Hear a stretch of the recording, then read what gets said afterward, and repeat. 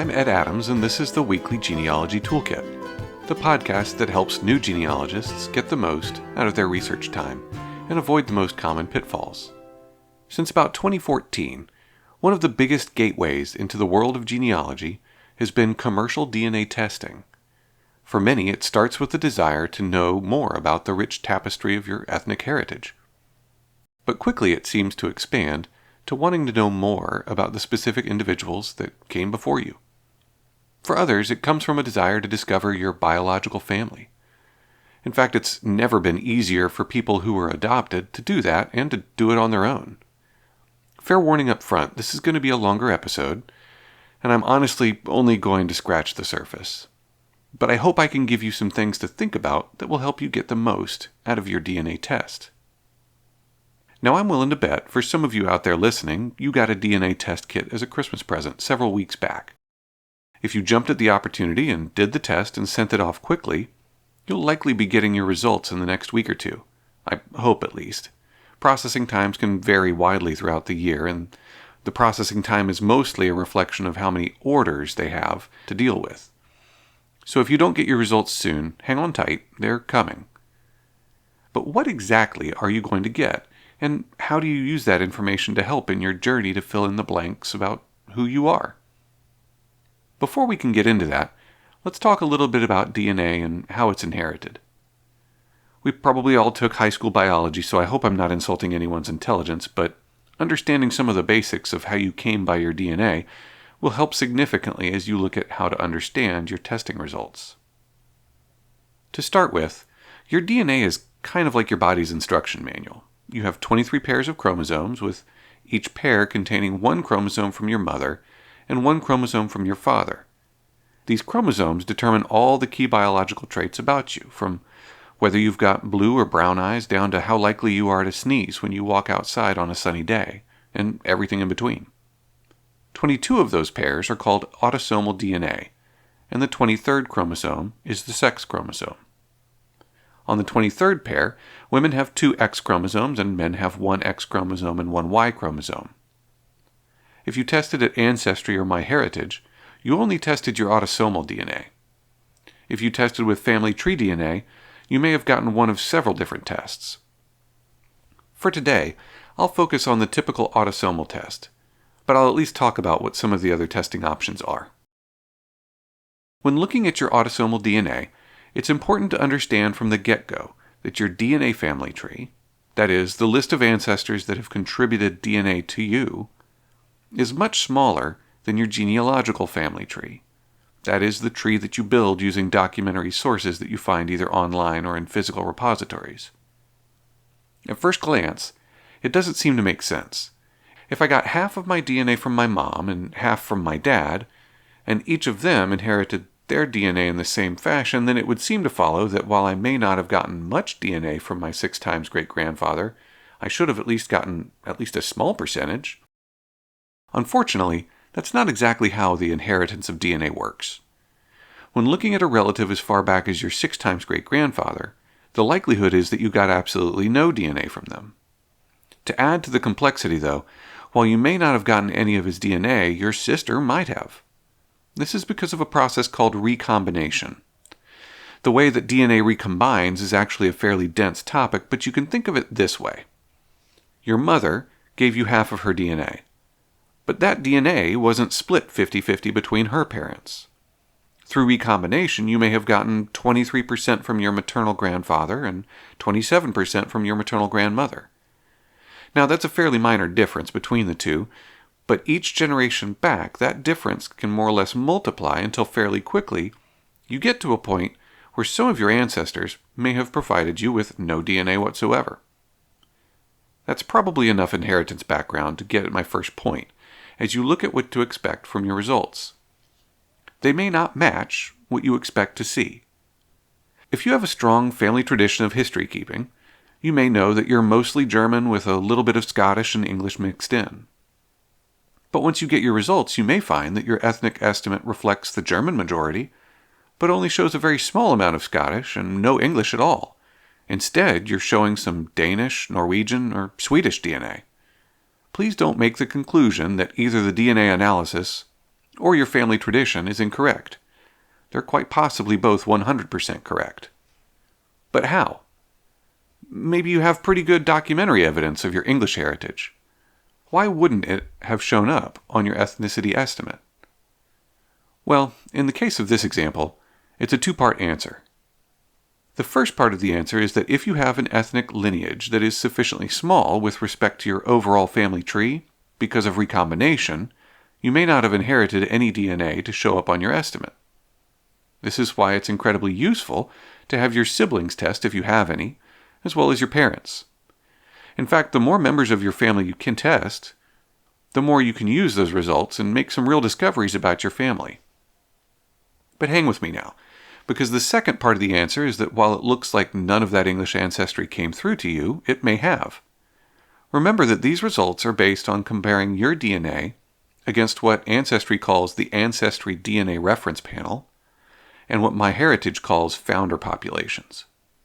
These are groups of people who have tested their DNA and have well-documented lineages that are stably located in a single region. With a large enough pool of these reference populations, a genetic profile of people from that region can be established that your DNA can be compared against. What this means is, the estimate can sometimes expose historic migration patterns that you might not expect if you're thinking within a genealogical time frame. Let's take the previous example. From your own documentary research, you know that you're predominantly German with some Scottish and a little English mixed in. You were surprised to find no English in your ethnicity estimate, but instead the presence of small amounts of Danish, Norwegian, and Swedish ethnicity. It's possible that this could be reflecting some of your existing Germanic heritage, as there's been contact between the Nordic peoples and the people of Central Europe for a very long time, but it's also, I might even say likely, that the Nordic ethnicity is reflective of your English heritage. Your autosomal DNA can provide interesting results that take you back many hundreds and even over 1,000 years. So you need to think along those timelines when looking at your DNA. Over the course of hundreds of years, through the early and high Middle Ages, Nordic peoples had an extensive genetic influence on the populations of eastern Scotland and England. Perhaps you've heard of the Vikings. In fact, much of eastern England was for some time referred to as the Danelaw, so named because of the influence of the Danes who arrived there in the mid-800s. So if perhaps this scenario is true for you, that Nordic ethnicity could point to the possibility that your English ancestry came from the east of England and were predominantly of Nordic stock. But it certainly doesn't prove this. It's just a clue that can point you in a direction. So you've gotten your ethnicity estimate. Now what? I mean, it's fun to look at and read about the various cultures you descend from. But aside from entertainment value, is there any real genealogical value here? The answer is yes, but not a huge amount. If you think about your quest to understand your family history as a kind of a treasure hunt, what you really need is a treasure map. Your ethnicity estimate is kind of like a treasure map, except it's not drawn at a scale that's going to be a lot of use to you all the time.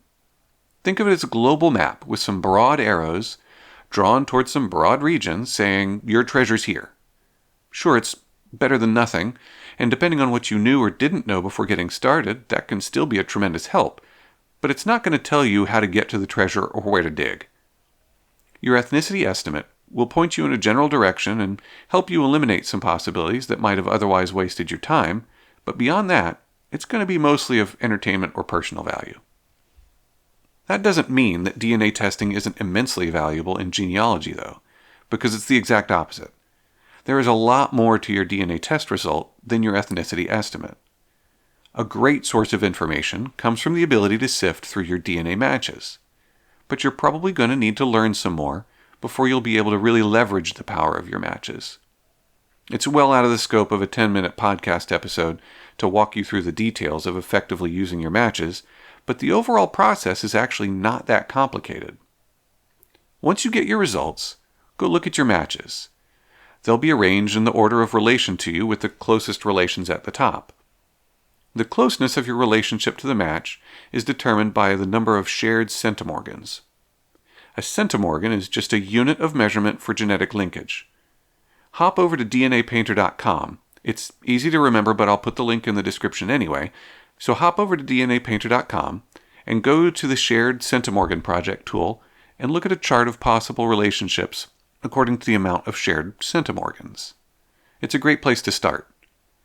Like most genealogy tools, the more you work with DNA, the less you're going to need the shared centimorgan tool, but it's really invaluable when you're getting started. This gives you an idea for each of your matches of how you may be related. Think of this as clues to investigate.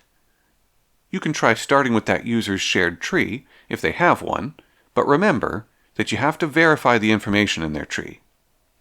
You can compare the shared centimorgan tool relationships for that match against their tree and build out their tree on a scratch pad, or on your own private tree, and see if you can follow the map to your tree.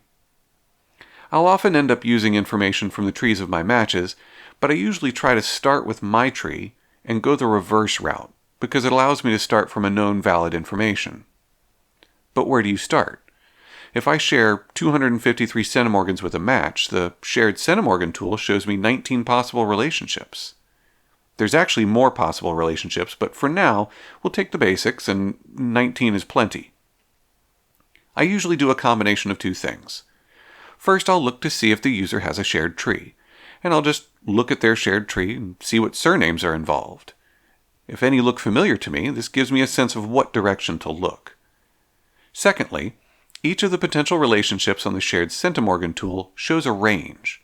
For example, the second cousin relationship could be anywhere from 41 to 592 shared centimorgans, but the average is 229. Again, this range is because of recombination, and don't be surprised if you and your sister both test with the same company and end up matching the same person with different numbers of shared centimorgans. What I will do, though, is first look at those relationships whose average shared centimorgan is closest to the number that I share with the match that I'm working on. There are some advanced techniques that you can use to better spend your time targeting matches that are likely to reflect relationships that you're interested in exploring more deeply, but that's really outside the scope of what I can cover today. But what I described is pretty much how it works. It's actually surprisingly easy and a lot of fun. Fun, but what use is it to figure out how you're related to a bunch of random strangers on the internet? Well, it may be of little use, or it may be that thing that breaks down a brick wall. It all depends on the match and the relation.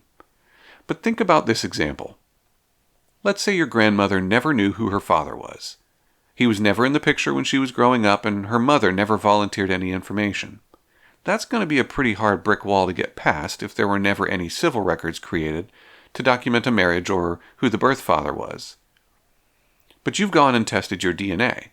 One of your closer matches is someone who appears to be fairly close to you in age and shares 125 centimorgans with you. You look and see what possible relationships that might reflect, and begin verifying and expanding on their tree, in your own private tree, of course. You discover that your match's maternal great-grandfather lived in the same town as your great-grandmother. Looking at a census document from 1900, you see that, in fact, not only did he live in the same town, but he lived 4 doors down and was the same age as your great-grandmother. That doesn't confirm anything really by itself, but now you can track down other living descendants of this man and see if they also have tested their DNA, or if appropriate, you can reach out to them and see if they would be interested in testing.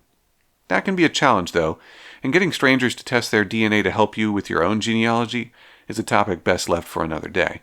Either way, investigating your DNA match turned what was likely to be a lifelong brick wall into a live research project with some good leads.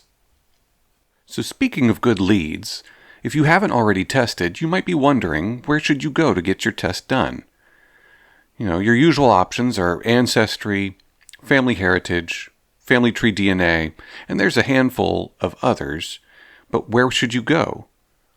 Ancestry.com by far has the largest database, and so you're likely to get some pretty decent leads from them, but there's another reason to go to Ancestry for your initial test.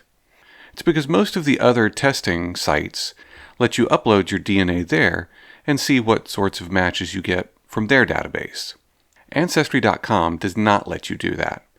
So I would recommend test with Ancestry, and then upload to as many of the other sites as you're comfortable with. So I've mentioned twice now that as you build out these relationships between you and your matches, that you should do so on your own private tree. I really do encourage keeping your initial DNA investigation work private.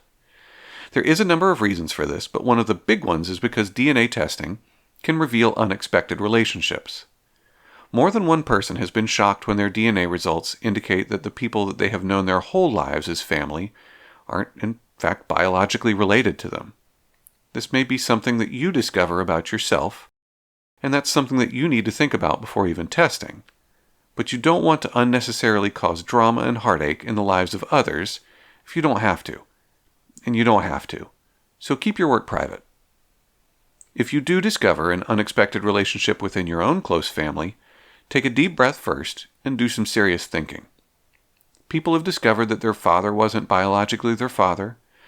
They've learned that their sister is only their half-sister or maybe not even related at all. In some extreme cases, wives have learned that they are closely related to their husbands. So before you pick up the phone and start swinging that wrecking ball, take a breath and do some thinking. You only get one chance to approach this topic with someone in your family the right way. So I'd encourage you to think about if and how you want to approach that. If you do, just know that it has the potential of forever altering your relationships with your loved ones. So that's probably a good place to start wrapping things up. Sorry to end on a serious note, but I did feel like it was something that I needed to at least talk about. Everything I talked about today was primarily about autosomal DNA testing, but some of it also applies to other tests that you can get, like the X, Y, and mitochondrial DNA tests. I may tackle those tests separately in a future episode, but in the meantime, there's a lot of great places you can go online to learn about using your DNA results, and I'll link to some of those in the description. But I wanted to leave you with one good book recommendation. Blaine T. Bettinger's The Family Tree Guide to DNA Testing and Genetic Genealogy is a great introduction to all different types of tests and goes into much more detail than I have. He's a major name in genetic genealogy, and chances are, if you spend much time at all looking into the topic, you'll run into his stuff. If you haven't already, I hope you get your results soon. Get started digging into the genealogical repository that is your own DNA. I'd love to hear from you if you find something interesting that you'd like to share. Feel free to message me at the WGT Pod on Twitter. Thanks for listening, and see you next time.